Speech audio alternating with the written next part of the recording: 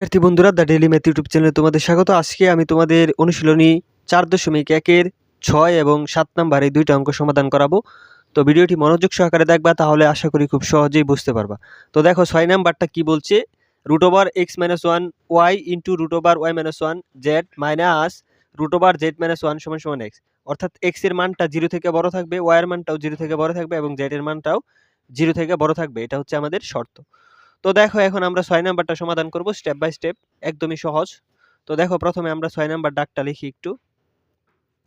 6 number আছে √x-1/1y, তারপরে হচ্ছে into √y-1 z into √z-1 x।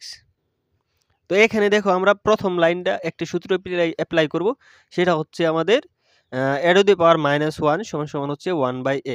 এই সূত্রটা আমরা জাস্ট অ্যাপ্লাই করব, আর সব কিছু ঠিকই থাকবে। দেখো √ওভার দিলাম, তাহলে x-1 এর বদলে আমরা লিখতে পারি 1/x ইন্টু y, তারপরে ইন্টু এখানেও আমরা এই সূত্রটাই অ্যাপ্লাই করব, y হচ্ছে 1/y ইন্টু z, তারপরে হচ্ছে ইন্টু এই √z এর মান হচ্ছে 1/z ইন্টু x।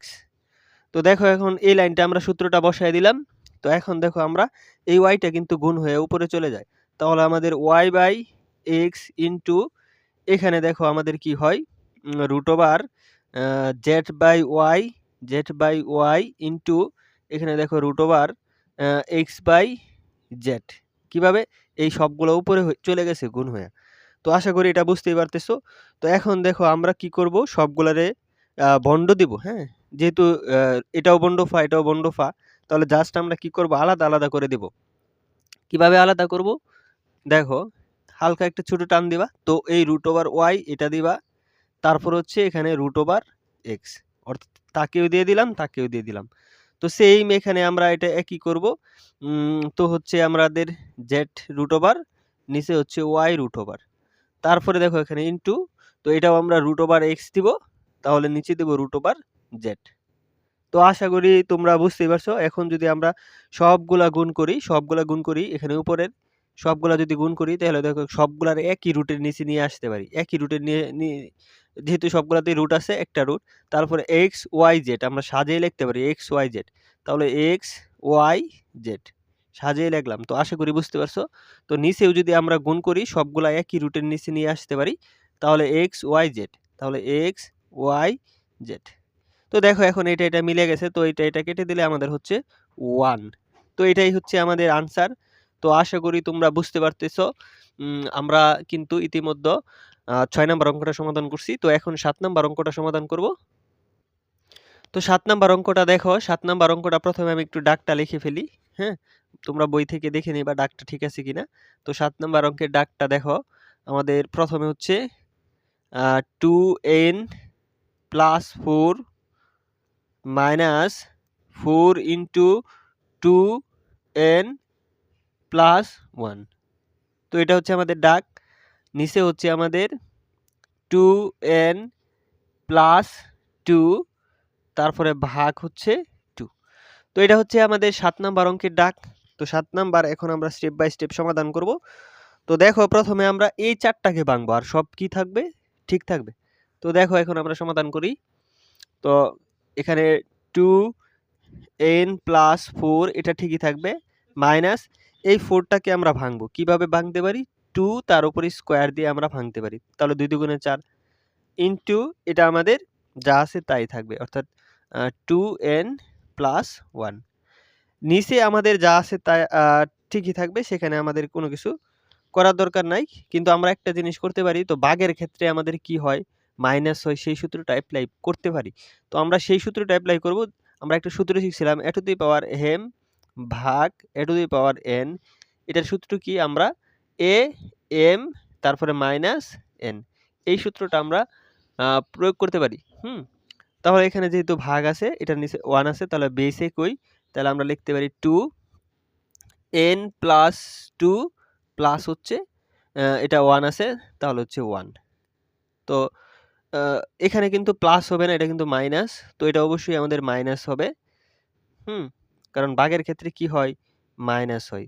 তাহলে n+2 মাইনাস 1 এই সূত্রটা আমরা এপ্লাই করে দিলাম।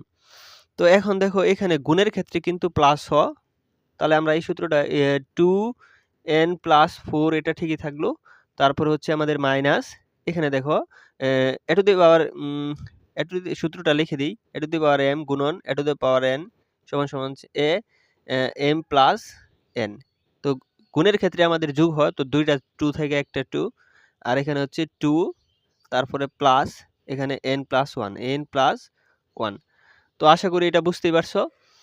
তো নিচে আমাদের দেখো যোগ বিয়োগ করলে এখানে মাইনাস থেকে 2 তারপরে n, এখানে প্লাসের 2 থেকে মাইনাসের 1 বাদ, তাহলে হচ্ছে প্লাসের 1 আমাদের থাকবে বাকি। তো আশা করি এটা বুঝতেই পারছো। তো এখন দেখো এখান থেকে আমরা যোগ বিয়োগ করব, এখানে যদি 1 আর 1 তাহলে 3 হয়, n+3 হয়, সেটা আমরা লিখে ফেলবো। তাহলে দেখো আমরা এখানে 2n+4 মাইনাস এখানে যদি আমরা করি 2, তাহলে হচ্ছে n, প্রথমে লিখি n প্লাস 3, কারণ nটা আমরা প্রথমে লিখলাম, 2 আর 1 হচ্ছে 3, নিচে যা আছে আমাদের তাই 2n+1 এটা ঠিকই থাকবে। তো আশা করি তোমরা এই পর্যন্ত বুঝতে পারছো, স্টেপ বাই স্টেপ করে দিচ্ছি। তো দেখো এখন আমরা পরবর্তী লাইন সমাধান করব।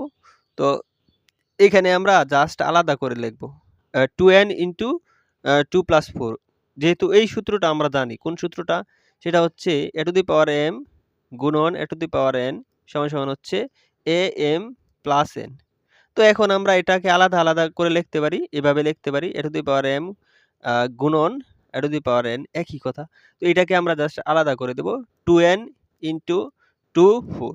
তো এখন যদি আবার সূত্র অ্যাপ্লাই করি 2n+4 হয়, তাহলে মাইনাস মাইনাসের মাইনাস। তো এখানেও আমরা সব বন্ধ দেয়া দিব 2n ইন্টু হচ্ছে 2 কিউব। তো আশা করি বুঝতে পারছো, এটাও আমরা জাস্ট কি করব, আলাদা করে দেব।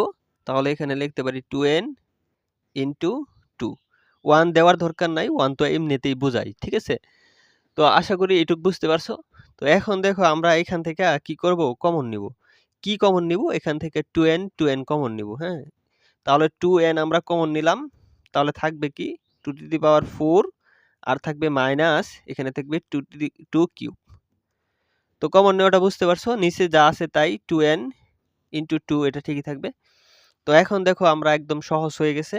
তো অঙ্কটা দেখো এখানে এই 2n কাটা, তাহলে আমাদের থাকবে হচ্ছে 2 to the power 4 minus 2 cube by হচ্ছে 2। তো এখন এখানে যদি আমরা পরের লাইন এই দিক দিয়ে করি, দেখো 2 কিউবে কত, 2 টু দি পাওয়ার 4 এ হচ্ছে আমাদের 16 মাইনাস, আর 2 কিউবে হচ্ছে আমাদের 8, নিচে হচ্ছে 2। তো এখন পরের লাইন আমরা করব, একদম ছোট হয়ে গেছে। তো 16 থেকে 8 বাদ দিলে আমাদের হচ্ছে 8, নিচে থাকতেছে 2। তো এখানে দেখো পরের লাইন করব, তাহলে এখানে 4 দ্বিগুণে হচ্ছে 8। তো এটাই আমাদের সরল মান হচ্ছে 4। তো এটাই আমাদের আনসার। তো আশা করি তোমরা খুব সহজেই বুঝতে পারছো। তো পরবর্তী ভিডিওতে অবশ্যই আমি 8, 9 এবং স্টেপ বাই স্টেপ প্রত্যেকটা অঙ্ক সমাধান করব। তাই চ্যানেলটিকে সাবস্ক্রাইব করে পাশে থাকবা। Thank you watching for this video.